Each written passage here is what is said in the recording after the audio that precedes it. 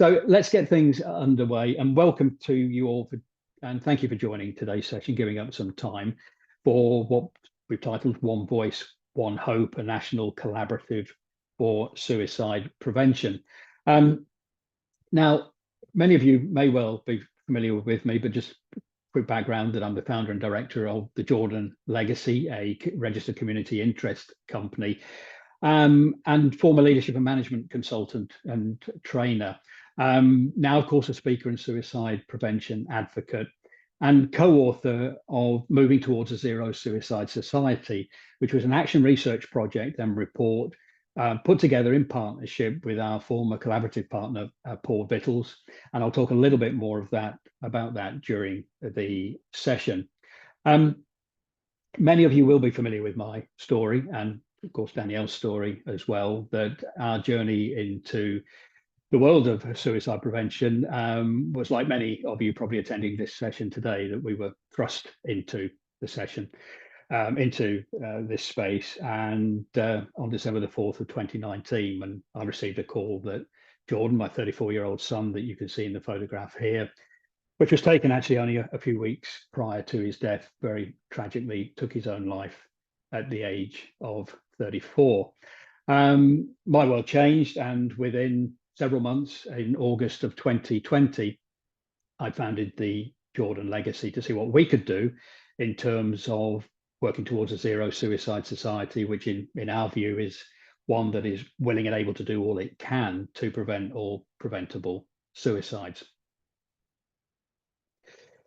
What many of you may not be familiar is that my background for some 11 years prior to that event happening was running my own consultancy and helping organizations build successful business networks. Much of that was done online, but the clients that I was working with at that time included the likes of Harley Davidson, Toyota GB, KPMG, Investors in People, and many other larger and smaller organizations. So I come from a business background, and one centered around building networks for organizations to increase their reach and strengthen the collaboration with other organizations and their employees as well. And it was this experience really that first led me to start thinking about how we could apply some of those principles towards one vision, one hope, and what I'm going to share with you today. Prior to the webinar, I thought it'd be interesting to get views of those that were starting to register for this event as long as 2 or 3 weeks ago now. And by asking a few questions around what collaboration meant to people, what they felt was already out there in the space, and what real collaboration in their view would look like, these were some of the responses that we got. Some people felt that there were many organizations trying to prevent suicides, but that we maybe needed a more joined up approach to that mission. For many, it was about providing a safe space to share and learn from each other. And many felt that through stronger collaboration, we would have a much louder voice. And I will share a particular case study around this a little later. It was also felt that strength in numbers would have a greater media impact. And hopefully when Mike joins us today, we know from the work that he's been doing with the Baton of Hope, and we're excitedly looking forward to another tour coming up in 2025, just the huge coverage that the Baton has managed to gain as a result of the work that they're doing collaboratively around the country. For many, it was about bringing those working in the suicide prevention space or those impacted by suicide closer together, and more exposure potentially through a network for the smaller charities and CICs that don't always have a voice and are not always heard. So there were many different comments, and these are just a few of them. And this is kind of what you've told us really that you want to see. And that's why we felt now was the right time to explore a vision. And that is where we are at this stage, exploring a vision or a collaborative network. Now, we know that there are already many wonderful organizations out there doing a great job as far as collaboration is concerned. For example, we've got the Learn Network, a community of bereaved families that have come together to look at how they can prevent suicides. We've got the Support After Suicide Partnership. You can see SASP in the top left-hand corner there. We've got the National Suicide Prevention Alliance, which the Jordan Legacy is a member of. And we've got Bereaved Families for Online Safety, a collaboration of parents, 25, I believe, or more now, spearheaded by Ian Russell from the Molly Rose Foundation, that are all campaigning really hard and working really hard there to make the changes that are required to prevent our young people, to protect our young people, I should say, online. And then we have charities, of course, focus groups through charities like Mind and Samaritans and other organizations. And we're fortunate to be part of a working party group at the moment with people like Marcus Long, who are working to put a BSI standard, a British Standards Institute suicide prevention standard in place within the next 12 months. There are groups like For the 100 who are campaigning for a statutory duty of care within universities. And of course, many of you will be familiar with local suicide prevention partnerships and ICBs that bring together regionally those impacted by suicide or working in suicide prevention. And then in Scotland, of course, we have the Scottish Government and COSLA, who are a great example of collaboration. And as I've mentioned as well, the Baton of Hope. These are just a few of the organizations out there that are showing great examples of collaboration. So you could argue, why do we need more? Well, I go back maybe to some of the comments that were mentioned here, that it's still felt that we need a more joined up approach by many to how we go about preventing suicides. So who are we, first of all? I think I've referred to the we a few times so far. A few months ago, a number of fathers known to each other went on a walk south of Birmingham. We've been threatening to go on another one since that, and some of you may recognize some of the faces that are on this screen, like Ian Russell, of course, father of Molly, and Evan Grant, Cameron's father. We've got Douglas Cave, who lost their daughter Stephanie to suicide, and James Murray, whose son Ben also died by suicide. And the idea of getting together and becoming, for a very short period of time, five dads walking, I suppose, was to just share our own experiences. And really, this group since have been discussing over the last several weeks, and through the research that I've done into what makes collaborative networks really function and be successful, we've exchanged numerous messages around what one voice, one hope would look like. What actually is it? But let's just remind ourselves why we're here at the moment. We are losing 6,000 plus people to suicide every single year in the UK. In August 2024, the Office for National Statistics reported that there had been a 7% increase in suicides for 2023. Specifically in England and Wales, the number of registered suicides during that period was 6,069, compared with 5,642 the year before. We're seeing the biggest rise in people aged 45 to 64 for some period of time, and the biggest rise in female suicides since 1994. We know still that suicide is the biggest killer of men and women under 35. And many of these statistics are going to be very familiar to you, of course. What we know is that despite previous and current national suicide prevention strategies and a flatlining in terms of suicide numbers for the last 16 years, we are not seeing the numbers go down. And now for the first time, we're starting to see an increase documented. I think for most of us attending this session today, we're all thinking more needs to be done. And what One Vision, One Hope is about today is to look at an alternative, a vision for how we can maybe take all these amazing resources that are out there and take the collaboration that already exists and bring it together into a force that can really help us move towards that zero suicide society. Because if we really believe that most suicides are preventable, then surely we've got to look and explore whatever we can do to prevent those suicides. Now, in 2023, together with Paul Vittles, who was working closely with the Jordan Legacy at that time, we set about an action research project. We went out and interviewed face-to-face or online heads of charities in the UK. We interviewed suicide prevention leads and mental health crisis team leads. We interviewed campaigners, people like Andy, Mike, and Tim, the three dads, and consultants. And particularly, we spoke to anyone who'd been impacted by suicide, those with lived experience who'd lost someone to suicide or experienced a suicide in any way, or had maybe attempted to take their own lives and survived. We asked them many questions around different aspects of society and the practical actions that they knew already existed or should be in place to help prevent suicide. And we asked two overarching questions as well. We said, do you believe that we can significantly reduce the number of suicides in the UK from the 6,000 plus they're at the moment? Where the answer was yes, and it was invariably yes, the follow-up question was, how far can we go? And the results that we got varied from 20, 25% to 50%, and some that believed we could prevent all suicides, which is a wonderful aspiration. But I think most of us agree that most suicides are preventable. But if we have a target that suggests zero is attainable, I think that's a challenging one, particularly for those who've been bereaved by suicide, who, like myself, would naturally ask the question, well, if we should be preventing all suicides, then what should I have done to prevent Jordan's death?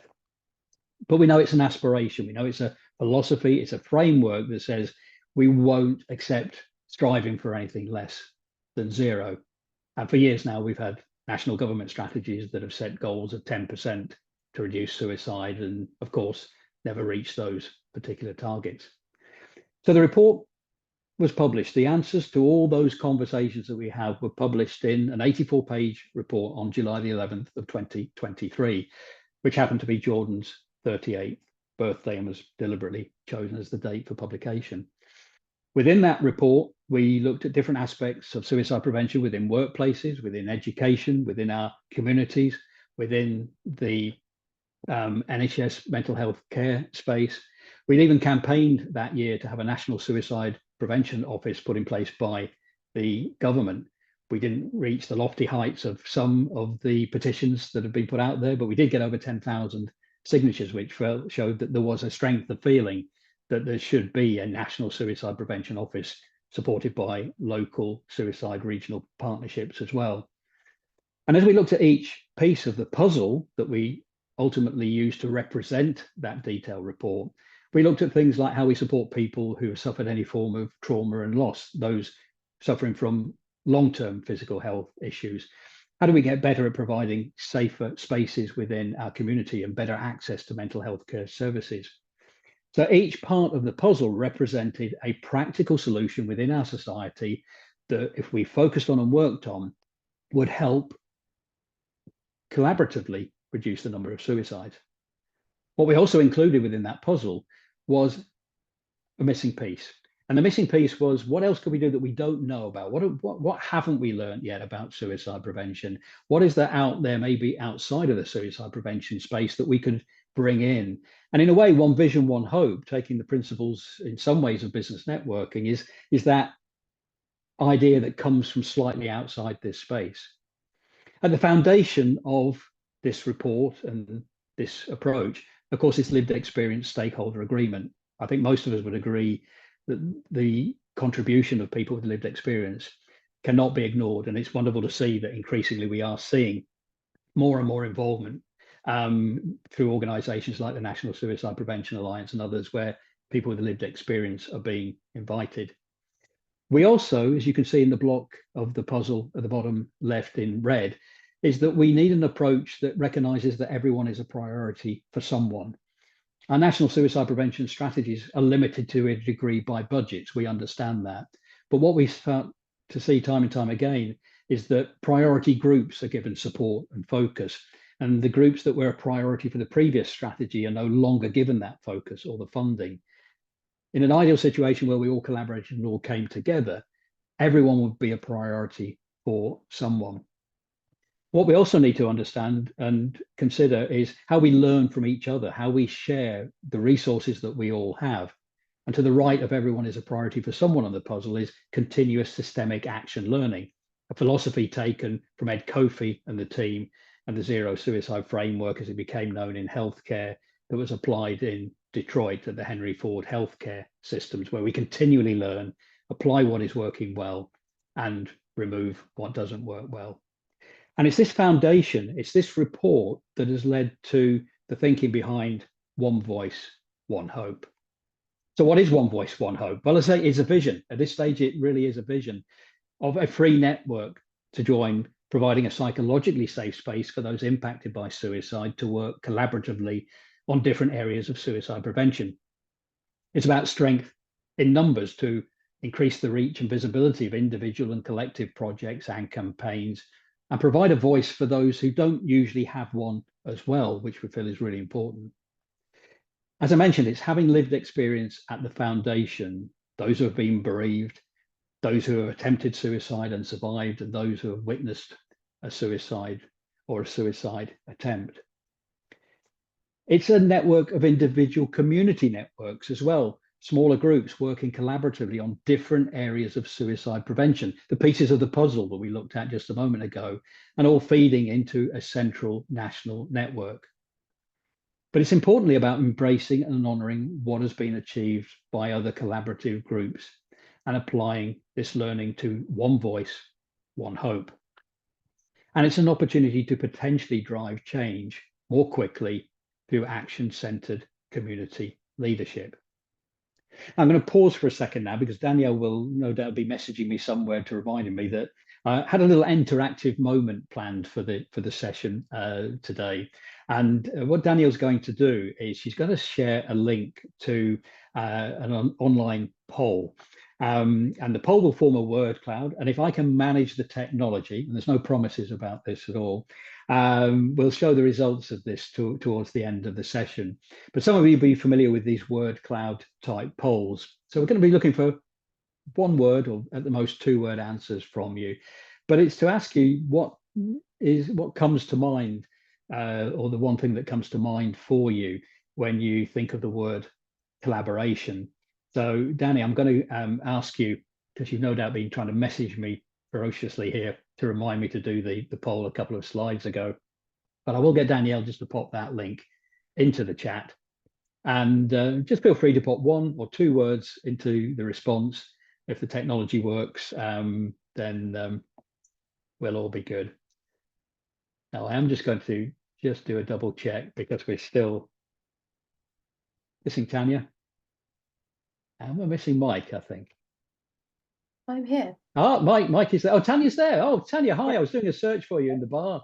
So great to have you here. And they've got Mike as well. So look, all's good. We've got a panel discussion. Thank you, Tanya. That's great to see you. It's like trying to drive a car, isn't it? And you're not quite sure what the passengers are doing in the back seat. So I'm shouting over my shoulder, but lovely to have you here. Thank you. So thank you. So please continue and feel free just to complete that poll while we continue to move forward. So what would be the guiding principles and the values of this network community that we're calling One Voice, One Hope?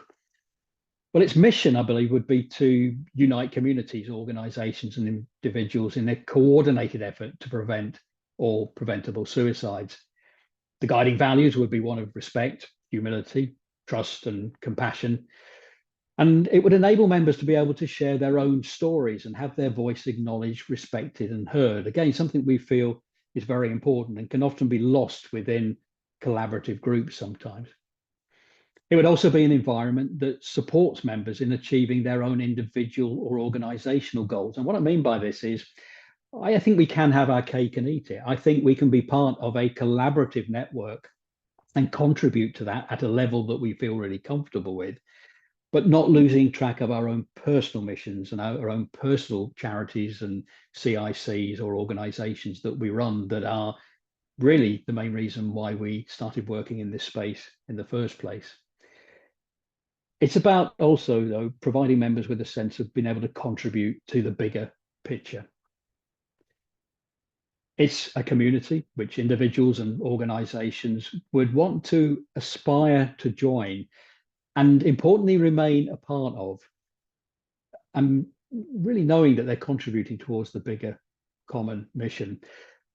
I think one of the things that I've learned, not just within the suicide prevention space, but through other collaborative projects and joining groups or communities, is that where some are clearly making a huge difference and working really well, for many, they become a membership organization that has a list of people who are members. They may meet occasionally, they may share information or newsletters, but over time, although those people still remain as members technically, they tend not to turn up and they tend not to contribute. And I think for this to work really, really well, we have to create this community that people really aspire to want to continue to be a part of.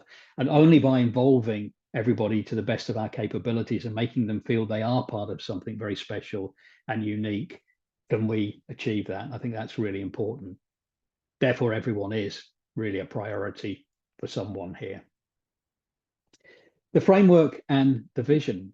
What is the framework? We would have a leadership group established to develop the community network and framework and the guiding principles. We would, in our vision, have multiple individual network groups who collaborate on specific suicide prevention and postvention projects, all the pieces of the puzzle, some of which are not here represented on the puzzle, by the way, in case you're looking at the slide and thinking there's one or two there I think should be included. You're absolutely right, and we will have them in mind, but there will also be other pieces of the puzzle that you will tell us need attention and focus and might perhaps need an individual network group to start collaborating and working on. As the project groups collaborate, pooling resources, and they would create recommendations for change, sometimes to be implemented by government or others. But where feasible, perhaps those changes can be implemented directly by the network group. There would be One Voice, One Hope national and local events. These would be physical and virtual events. And we would also signpost from One Voice, One Hope to other events like the Baton of Hope and like the Suicide Bereavement UK conference that I'm really looking forward to attending in Manchester later this week. We would look at outreach initiatives to help reach those people who are unable to engage with the physical and virtual events, but would really like to be a part of One Voice, One Hope and have been impacted in some way by suicide. The events that I've referred to, regional events, I think are really important in creating and sustaining any community or network. From experience, they strengthen cohesion and camaraderie and provide a sense of belonging for the members. There would be national conferences, physical opportunities to network and learn about new developments from individual network community groups, acknowledging outstanding members and the input from individual network community groups and what they've been achieving. There would be national network updates, informative online sessions, and the individual community groups would meet physically and online and hold events which provide opportunities again to network and provide updates on projects' progress and recognize new members and their stories and share good practice. Often, of course, we focus on the job at hand. But as we talked about a little earlier with our group of 5 dads out working, we believe that One Voice, One Hope is as much about the social coming together, the walking groups, maybe events around music and crafts and things that we saw experienced through the Join the Dots tour that Paul Bittles really ran very successfully through the month of June earlier this year. It's not just about work. I think that so much about networking and coming together and collaboration is what we do outside of that as well, because we all need support at times and we all need to come together and not be totally centered and focused on suicide prevention all the time. So a vision for how the network groups might work. I've put up here an example potentially of suicide prevention in education, and I'll apologize in advance for anyone working in that field at the moment for this fairly brief example. But a network group might well be members who are invited or could apply to join the group, who have a chairperson and administrator to look after that group. A process that through my leadership and management days we used very effectively, in fact, something we called improvement teams within large organizations and businesses. The group would agree what are the most pressing issues as far as suicide prevention in education is concerned and who could be a part of that project, and agree what actions are necessary to effect change. The group would agree that plan of action. The project would be specific, it would be measurable and achievable and relevant to the One Voice, One Hope mission. And timelines would be agreed to measure the progress as well. There'll be many of you screaming at the screen going, that's a smart objective, and you're absolutely right. But why wouldn't we have those kind of goals set in place? I've been exchanging messages with Ian Russell, and many of you will be familiar with the incredible work that the Molly Rose Foundation is doing, and the campaigning that Ian and others have been doing to really bring the larger social media companies to account, and through Ofsted put in processes to make our world safer for our children online.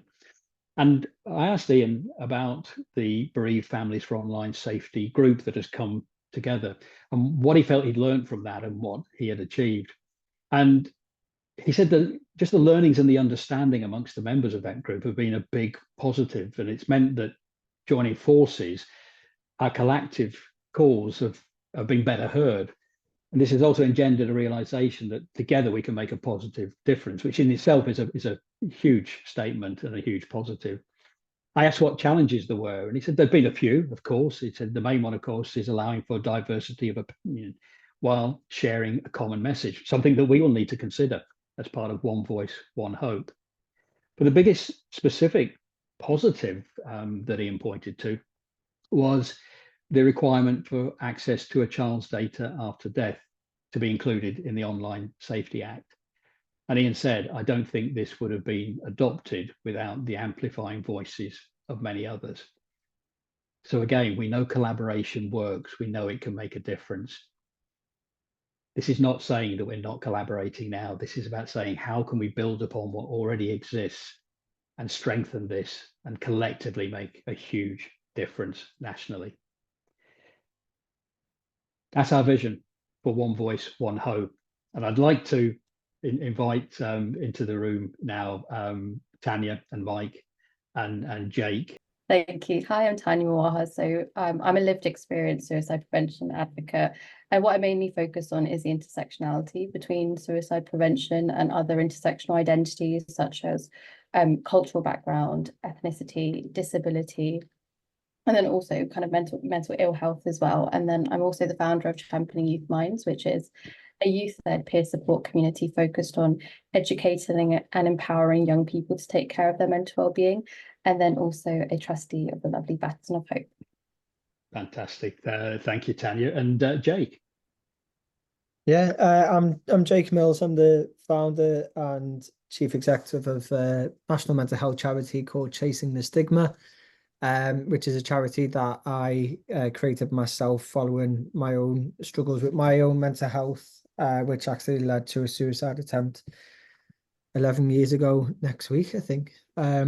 And what we're probably most known for as a charity is being the creation of the Hub of Hope, which is a national directory of mental health services of all kinds across the country. And the idea behind the Hub of Hope really was that I started to speak about my own experiences and personal experiences, and I realized very quickly the power of lived experience in encouraging people to speak and to try to seek help and support. But once they did do so, finding the support was really, really hard.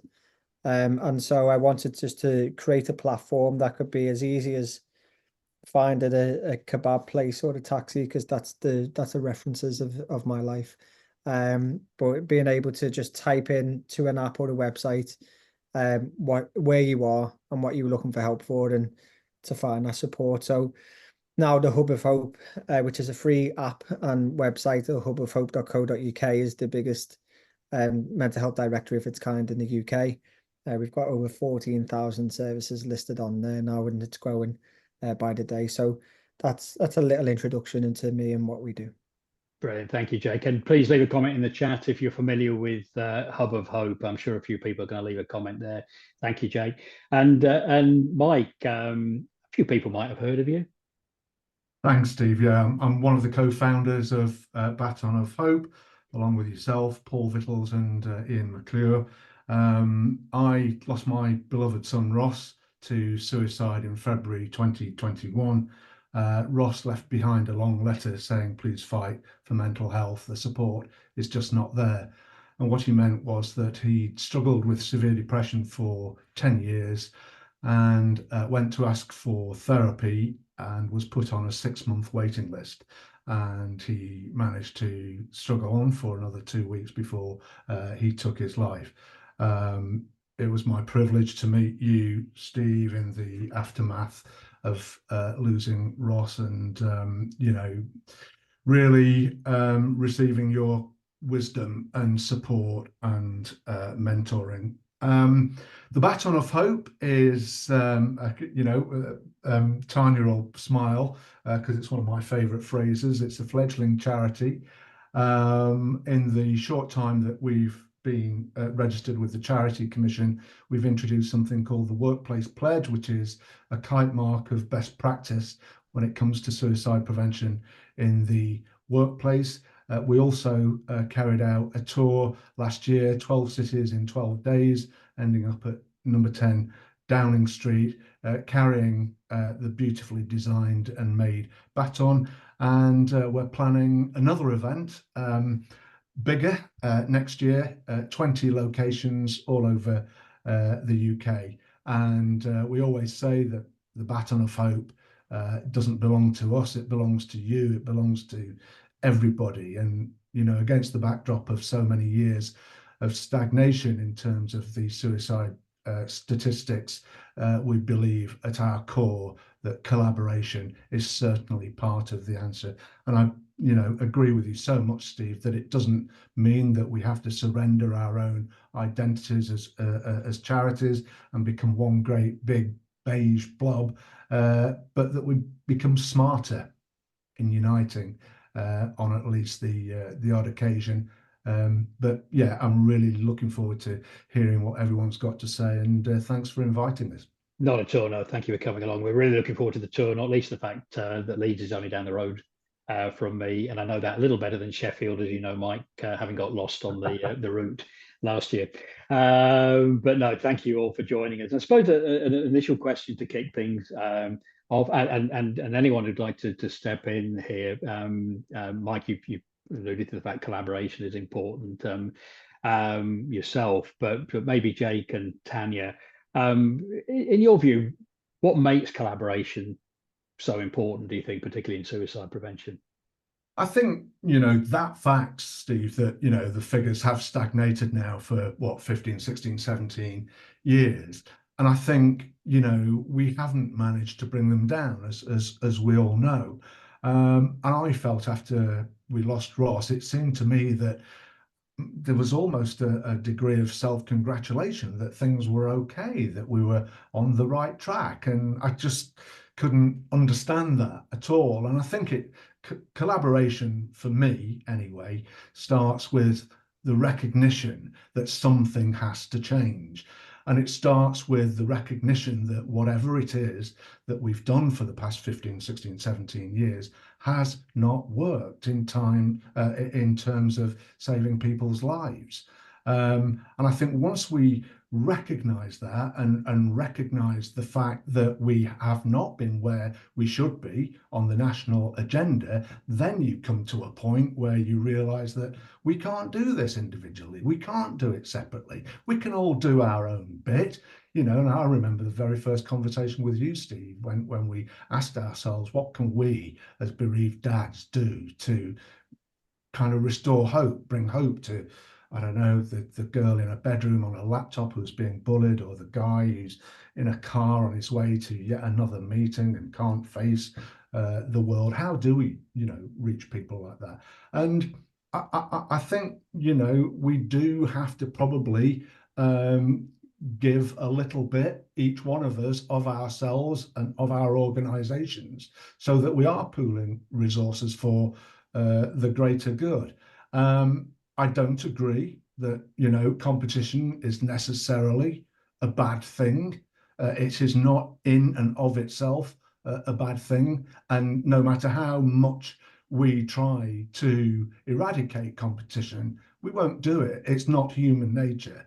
And, nor should we shy away, I think, from tackling the world head on and using all of the tools at our disposal, and not being, you know, reluctant to get involved in the media, on social media, and you know, have our voice. And you know, with the tour next year, as I say, last year's tour was at its core a collaborative event. There were numerous charities who joined us from around the country, and we very much hope that that's going to be the same again next year. Thank you, Mike. You know, really well put across there. And the point about competition is a really interesting one, because it sharpens us all, I think, doesn't it? If so that's really interesting. Tanya, just wondering what you're coming back really to what Mike's shared there. Just wondering what your thoughts are. Yeah, definitely. I think collaboration should underpin every single thing that we do. But I think it's also really important that collaboration is equitable for everyone. So when we say everyone should have a seat at the table, I can have a seat at the table, but still not have an equitable seat at the table. So it's really important that it is accessible, truly accessible to each and every one of us. And I think oftentimes, unfortunately, there are still hierarchies in the collaboration that we do. So I think true collaboration and effective collaboration would be, someone said it, relinquishing power, but also removing those hierarchies that we've got in place. And if we all have the same shared goals and the shared intentions, then there should be no reason why we should work in silos. Really good. I totally agree. This equitable voice, you know, it's something we've got to explore and say, how do we really make that work? Because I think there are too many people that come to the table and don't feel they have their voices heard at all. Thank you, Tanya. Jake, just wondering what your thoughts are. Yeah, for me, I think that we've touched on a lot of the points, and something that Michael said as well. Mike said is key here, is that I'm a firm believer that not one person in all walks of life, not just in suicide prevention, not one person, not one organization has all of the answers, but we each bring a part of the answer with us. And so by collaboration, that's how we do find the answers. That's how we do, you know, find a way through. On the point about competition, and competition not necessarily being a bad thing, I agree, but we need to remember who we're competing against. And I think so many times politics, rivalry, funding can fly in the face of actually what we're trying to do and what we're trying to achieve. And you know, we do have to face the reality that it's incredibly hard for all of us here to be heard.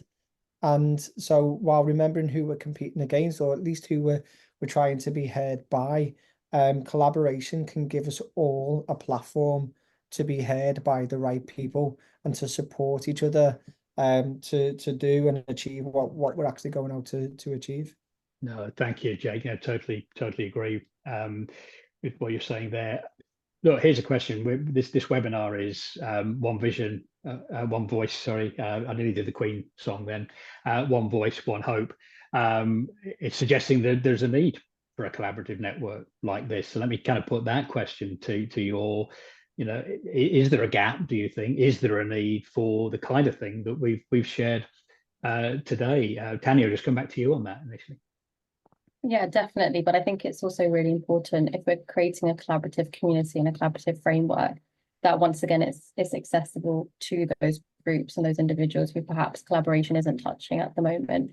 And there's so many different reasons as to why there are so many barriers around accessing collaboration, suicide prevention space. So I think it's all around celebrating the work that we're doing and celebrating the collaboration that's happening, forward thinking around creating structures for more formalized collaboration, but then also acknowledging that there is still so much that we need to do to open doors and enable opportunities for that equitable collaboration.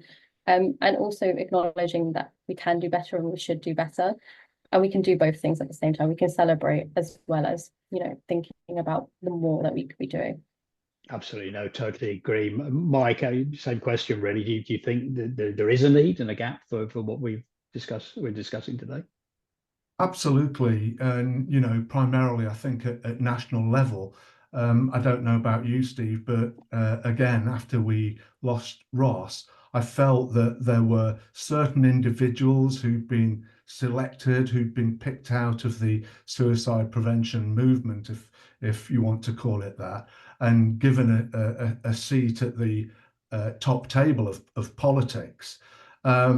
but I think it's still very much like that. I don't, I don't think we've registered as an issue within politics in general, and I think that there's an absolute need for us to come together to tackle that. And I think, I have to say this, I think there's an absolute need for us to come together. It's time to stop questioning each other's motives and modus operandi, and telling people publicly, I don't think it's right that you're saying this or saying that or doing this or doing that. Because if we get stuck in an internal an internal conversation about what's right, what's wrong, and get hung up on dogmatic thinking, then we're alienating the people. And we don't only have to engage with each other, we have to engage with the outside world, if you like, because we've got a long way to go there. We're nowhere near the top of the national agenda, and that's where we should be. Yeah, really, really important point. Jake, you and I were having a conversation some months ago, and I know, you were exploring how you take the Hub of Hope to the next stage, and you made a really important comment to me during a conversation about the fact that there are so many people out there working in suicide prevention that are kind of doing it on their own. They kind of need support. So, I'm guessing you feel there is a gap and a need for something like this. Let's be honest here. A point that's being made already about what we've been doing, and what's been happening for the last number of years is simply not working, and we can't take numbers of suicides being around the same each year as success, and that is how it's being treated at the moment. The reason why I created the Hub of Hope, the reason why we've done that, was to tell people about the alternative support that's available, not necessarily the NHS support that's available, because we know that there's waiting lists, we know that there's thresholds that are so high, we know that 3/4 of people who are dying by suicide every year are not known to secondary mental health services. We know that there's so much support out there that is being created by people who are creating these support services from a place of loss, a place of hurt, a place of pain, and they're doing so in spite of there not being money, in spite of the not having any knowledge or understanding of how to create something, purely through a place of drive to make change so that others don't have to feel and suffer the way that they did. And this type of support and these type of people, like many people who are on this call today, are the lifesavers. They've got the trust of their community. They've got the trust of people. They've used lived experience to really address and remove the barriers that often can be in the way between somebody accessing or wanting to access help and support or not.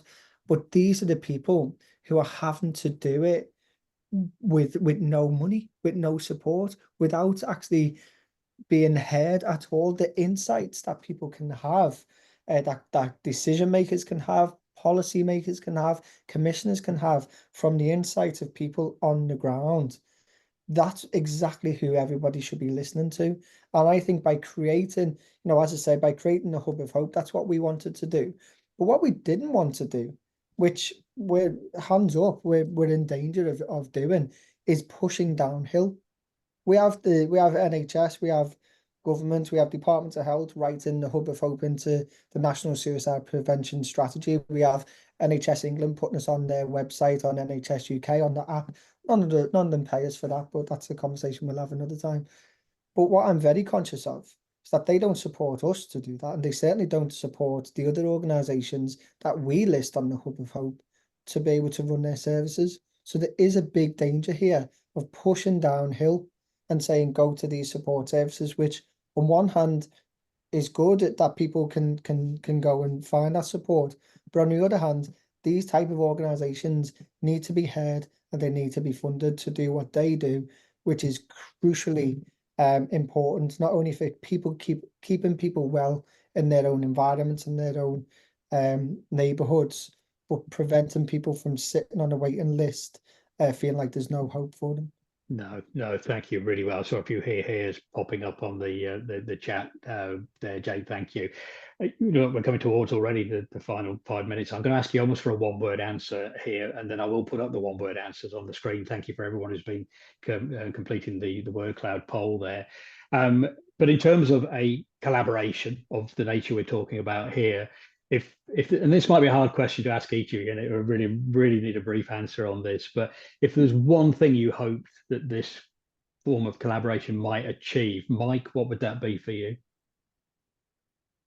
I think it's just a straightforward and simple answer from me, Steve. It's just a reduction in the figures, and until we get a reduction, we have to accept that whatever we're doing, we're not doing it the right way.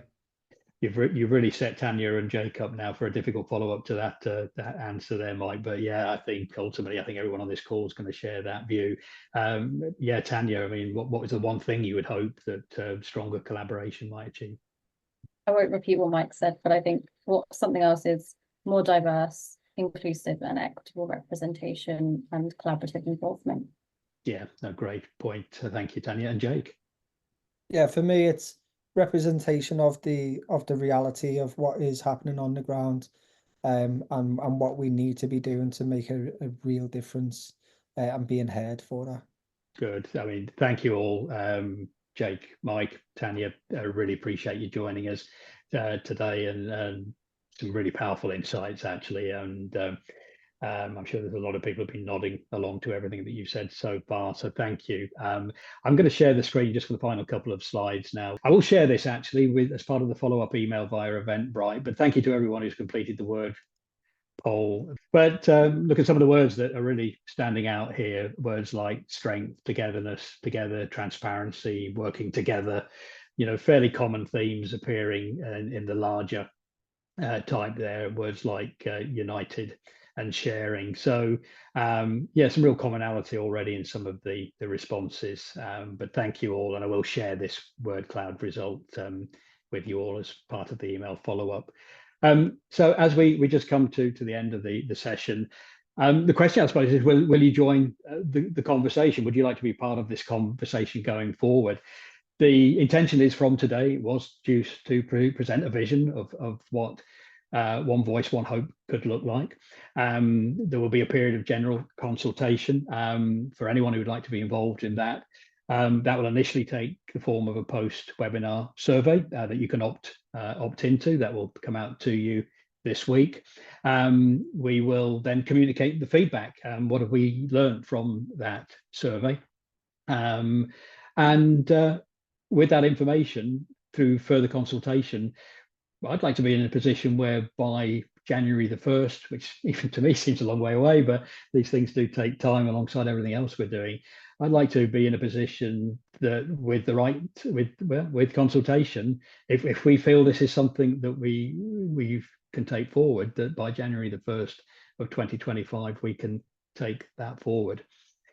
A lot of what we talk about is encapsulated in the work all of us do here, and the Baton of Hope has become a great symbol, of course, for hope. This photograph is one that I share at the end of every talk that I deliver, and like many of us during World Suicide Prevention Month, we're delivering many talks around the country.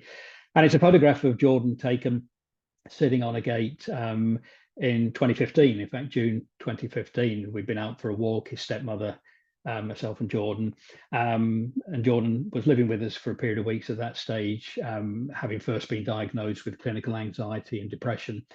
He'd been, without question, in his lowest mood and state that we'd ever seen him, absolutely rock bottom. And we reached this gate and just took this, what has become somewhat of an iconic photograph for us, with Jordan smiling and looking up into the sky. It's a gate that a number of you are familiar with my story, that I cycle this route regularly and come across this gate, which his stepmom and I managed to find again some weeks after Jordan's death. And there's a poster now on this gate with a QR code. We call it Jordan's Gate, and it has a few plastic poppies originally left from a wreath that was on Jordan's coffin.